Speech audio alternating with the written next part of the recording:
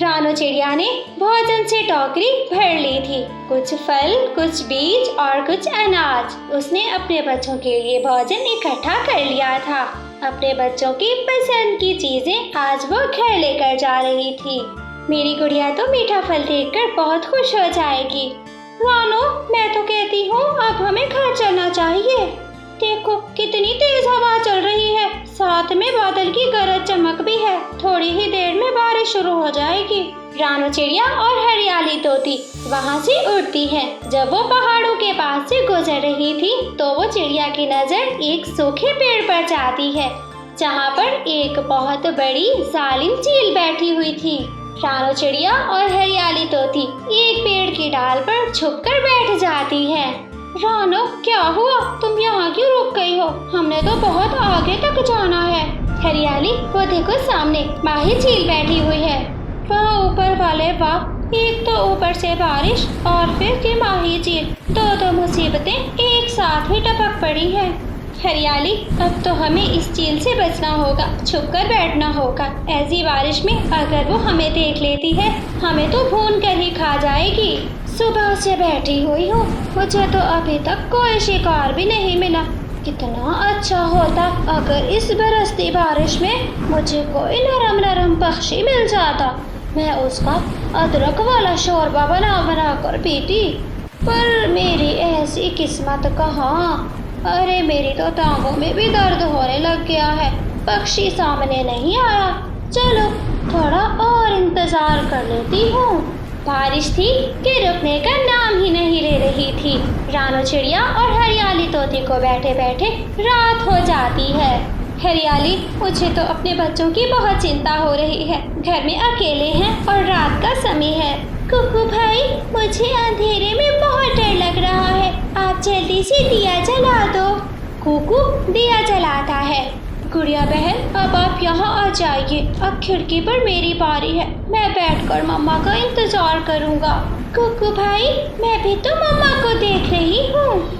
हाँ, पर अब मैं देखूँगा। मैं तो मम्मा को बड़े पेड़ों के पीछे से आता हुआ भी देख लेता हूँ। गुड़िया खिड़की से उड़कर नीचे घोंसले में आ जाती है और कुकू खिड़की पे जाकर बैठ जाता है और अपनी मम्मा का इंतजार करने लगता है। गुड़िया बहन, यहाँ तो बारिश की बूंदें मेरे मुंह में लग रही हैं। कुकू भाई, तुम अपनी चोंच थोड़ी अंदर रखो ना। गुड़िया कुकू से बात कर रही थी कि उसका पंख दिए पर लगता है। पंख लगने से दिया नीचे गिर जाता है, उसका तेल नीचे गिर जाता है और फिर दिया भी टूटकर किरची हो जाता है। मम्मा तुमसे आके पूछेंगी। गुड़िया बहन, तुमने तो ये सारा दिया ही तोड़ दिया है। कुकू भाई, सच में मैं तो आपकी तरफ देख रही थी। पता नहीं कब ये मेरा पंख दिए की तरफ लग गया। कुकू दूर से अपनी मम्मा को आता हुआ देख लेता है। मम्मा आ गई, मम्मा आ गई, मम्मा आ गई। ऐसे कुकू शोर मचाता है। गुड़िया भी खिड़की की तरफ आ जाती है। कुकू भाई, कहाँ है मम्मा? वो सामने देखो, वो मम्मा अब नहीं नजर आ रही मम्मा। फिर मम्मा चिड़िया को उसके बच्चे बिजली की चमक से देख लेते हैं। अपनी टोकरी रखते हुए मम्मा चिड़िया अपने बच्चों से कहती है, बच्चों दिया जला दो। इतने अंधेरे में क्या कर रहे हो? अभी तक दिया क्यों नहीं जलाया? मम्मा, मैं कुकू भाई से बात कर रही थी। अचानक मेरा पंख लगने से दिया टूट गया। गुड़िया बेटी, यही तुम्हारे काम होते हैं। हर काम को उल्टे से करती हो। अब खाना कैसे खाओगे? इतना अंधेरा है। फिर मम्मा चिड़िया अपने बच्चों को एक एक मीठा फल और साथ में दाना दे देती है। अब ध्यान से खाना, ऐसा ना हो कि फल की गुठली से तुम्हारी चोंच लगे और चोंच पे जख्म हो जाए। फिर बच्चे फल और दाना खाने लगते हैं। मम्मा चिड़िया अपने भीगे हुए पंखों को सुखाने लग जाती है। मम्मा, आज आपने इतनी देर क्यों कर दी है घर आने में? गुड़िया बेटी, आज तो मैं बहुत मुश्किल से घर आई हूँ। हम लोग जब पहाड़ों पर आए तो मैंने और हरियाली ने एक जालिम चील को पेड़ पर बैठे देख लिया था। फिर हम कहीं छुप कर बैठ गए, तो फिर अब जाकर वो चील अपने घर गई और हम अपने घर आए। वो चील तो हमें खा लेती अगर हमें देख लेती तो। मम्मा मम्मा वो चील कितनी गंदी है, दूसरों की मम्मा को भी खा जाती है। मेरे बच्चों, इस अंधेरे में मुझे तो नींद नहीं आने वाली। मैं गौरी के पास जाती हूँ और उसे दिया लेकर आती हूँ। आप दरवाजा और खिड़की बंद कर देना। नहीं मम्मा, आप खिड़की बंद नहीं करना, मुझे बारिश देखनी है। बारिश मुझे बहुत अच्छी लगती है। मम्मा, मैं भी कुकू भाई के साथ बारिश देखूंगी। फिर मम्मा चिड़िया अपने पड़ोसन गौरी कवि के घर जाती है। गौरी, गौरी दरवाजा खोलो। गौरी, ये इस समय दरवाजे पर कौन आ गया? शायद कोई ना कोई तुमसे मदद मांगने आया होगा। आवाज तो मुझे पूरी उस छोटी चिड़िया की लगती है। गौरी, गौरी दरवाजा खोलो, कब से बजाए जा रही हूँ। मम्मा चिड़िया दरवाजा उसका मुसलसल बजाए जा रही थी।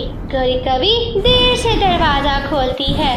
गौरी, मैं अभी अभी लौटी हूँ भोजन लेकर। जब घर आई तो देखा घर में अंधेरा था। बच्चों से पूछा तो उन्होंने बताया कि दिया गिरकर टूट गया है। अगर तुम्हारे पास एक्स्ट्रा दिया है तो वो दे दो, अंधेरे में मुझे नींद नहीं आती। बस चिड़िया, क्या पूछती हो मौसम का हाल? कभी सुबह बारिश तो कभी शाम में बारिश। मैं तो बहुत तंग आ गई हूँ इस मौसम में। चलो जल्दी से अंदर आ जाओ, मैं देती हूँ तुम्हें दिया। मेरे भाई के घर से मैं दिए लाई थी कुछ, आओ मैं तुम्हें दे देती हूँ। अंदर आकर अपने भाई कालू से भी मिल लो। चिड़िया अंदर चली जाती है। कालू भैया, आपकी तबीयत कैसी है और आप लेटे हुए क्यों हो? मैं बहुत भूखा हूँ, बाकी तो सब ठीक है, शरीर में जान ही नहीं पड़ रही है। मैं तो आई थी गौरी से दिया लेने के लिए, मेरा दिया टूट गया है। आप आ जाइए मेरे साथ, मैं आपको कुछ दाने दे देती हूँ।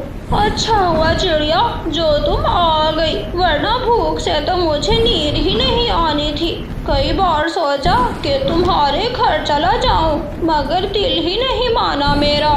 ये तो शाम से ही शोर मचाया जा रहा है, भूख भूख भूख। अच्छा चिड़िया बहन, अगर तुम्हारे पास कुछ 2 दाने एक्स्ट्रा हुए तो मेरे लिए भेज देना, मैं फोर्स नहीं कर रही। अच्छा ठीक है, मैं दे दूंगी दाने। तुम मुझे जल्दी से दिया दो, मेरे बच्चे घर में अकेले हैं, वो डर रहे होंगे घर में। फिर गौरी चिड़िया को दिया देती है। चिड़िया वो दिया लेकर अपने घर चली जाती है। अब उठ भी जाओ, चिड़िया से दाना ले आओ। हाँ, दाना लेने तो जाना ही पड़ेगा। घर जाकर रानू चिड़िया दिया जला लेती है। रोशनी देखकर छोटे बच्चे तो खुश हो जाते हैं। कालू भी चिड़िया के पीछे उसके घर पहुंच जाता है। मम्मा जरूर कालू अंकल हमसे दाना लेने आए होंगे। कुकू बेटा, आपको कैसे पता चला कि मैं आपके घर से दाना लेने आया हूँ?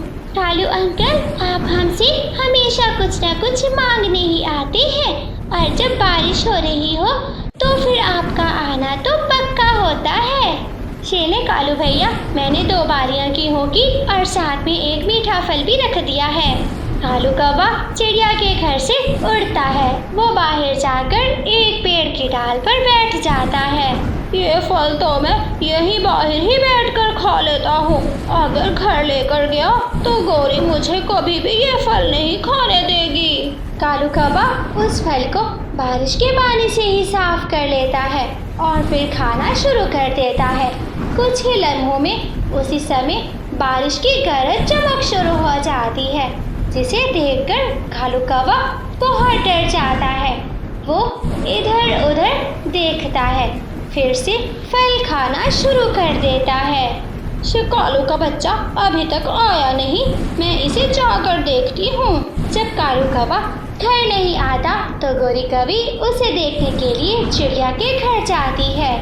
रास्ते में गौरी कवि कालू को एक पेड़ की डाल पर बैठा फल खाता देख लेती है। गंदी नियत वाले गंदे काले कौवे, तुझे तो मैं छोड़ूंगी नहीं। ऐसा कहते गौरी कवि जाकर कालू को पकड़ लेती है और पेड़ से नीचे गिरा देती है। मैं तो देख रहा था कि फल कच्चा है या फिर पका हुआ। अच्छा, तुमने तो फल को देख लिया, उसका कच्चा पक्का देख लिया ना। अब मैं तुम्हें फल का स्वाद बताती हूँ कि उसका स्वाद कैसा था। ऐसा कहकर गौरी कालू को खूब पीटने लगती है। बचाओ, मुझे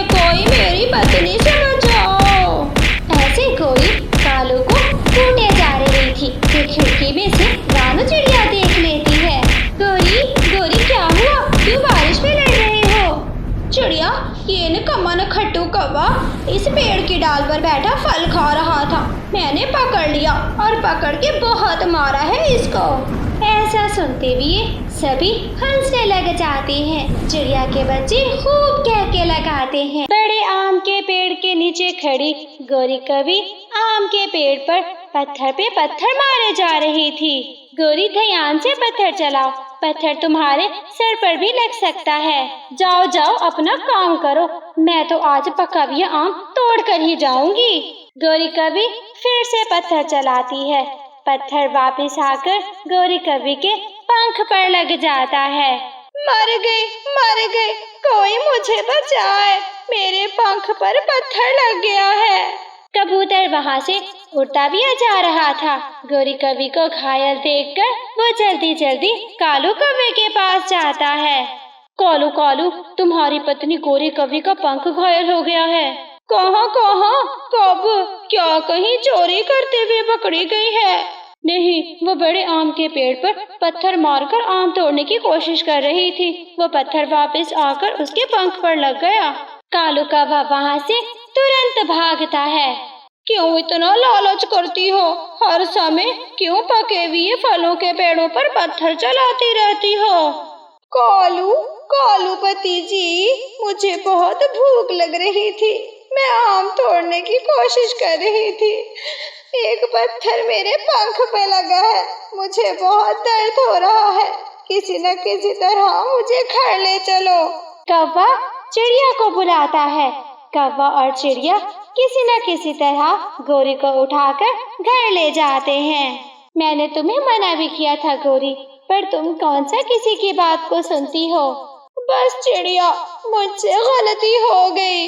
कालू भैया, अब हमें किसी न किसी तरह गौरी को दूसरे जंगल ले जाना होगा। वहाँ बुलबुल डॉक्टर ही इसके पंख को ठीक कर सकती है। हाँ, मगर इतनी दूर तक इसे कौन उठा कर ले जाएगा? मैं सब पक्षियों को जाकर बता देती हूँ, हम सब मिलकर गौरी को बारी बारी उठा लेंगे। फिर चिड़िया कबूतर के पास जाती है। कबूतर, गौरी का पंख घायल हो गया है और गौरी को दूसरे जंगल लेकर जाना है। ये काम हम सब पक्षी मिलकर करेंगे। मैं नहीं जाऊंगा, गौरी ने कल मेरा भोजन चोरी किया था। कबूतर भैया, अगर हम समय पर बुलबुल वैद्य जी के पास बचाओ, मुझे यहाँ से बाहर निकालो। कौवे, तुम्हें बचाने की कोशिश तो तुम्हारे दोस्त मिठू तोते ने की थी, पर तुमने उसकी बात नहीं मानी। म्याऊ। ऐसे वो माँ बेटी गौरी कवि का शोरबा बनाकर पी जाती हैं।